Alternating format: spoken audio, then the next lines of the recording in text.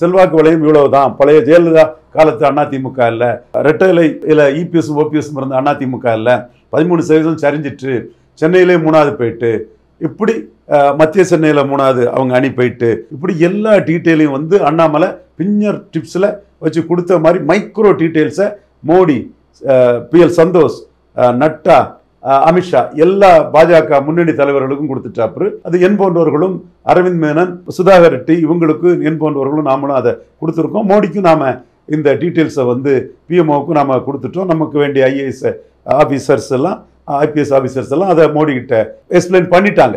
இது பழைய செல்வாக்கில் இல்லை எடப்பாடி பழனிசாமின்னு. அப்போ என்ன பார்க்குறாங்கன்னா, ஓபிஎஸ் போனதுனால 13% ஓட்டு அடி வாங்கிட்டு, இந்த 13% ஓட்டு நாளைக்கு சட்டமன்ற தேர்தலில் என்டிஏக்கு வராமல் போச்சுன்னா என்டிஏ இங்கே படுதோல்வி அடையும். அதனால ஓபிஎஸ் ஒரு முக்கியமானவர். அவர் ராமநாதபுரத்தில் 1% தான் எடுத்திருக்கலாம், 1% கூட எடுக்கல.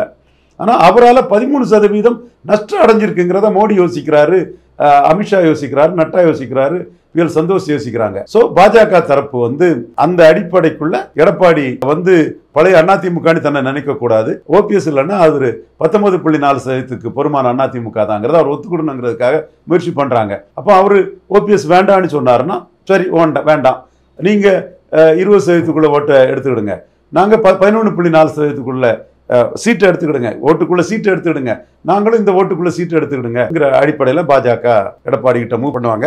அதுக்கு அவங்க சொல்றது, ஓபிஎஸ் இல்லாதது 13% ஓட்டு நீங்க நஷ்டம் அடைஞ்சிட்டீங்கன்னு நான் சொன்ன இவ்வளவு விவரத்தையும் தெளிவா பாஜக ஸ்ட்ராட்டஜிக்கல் டீம், வாராகி டீம் எல்லாருக்குமே அதை தெளிவுபடுத்திட்டாங்க. ஸோ அந்த வகையில் அந்த 13% வாக்குக்கு லாஸ் ஆன ஓபிஎஸ் இருந்தால் நல்லா இருக்கும்னு என்டிஏக்குள்ள ஒரு முன்னணி தலைவர்கள் விரும்புகிறாங்க.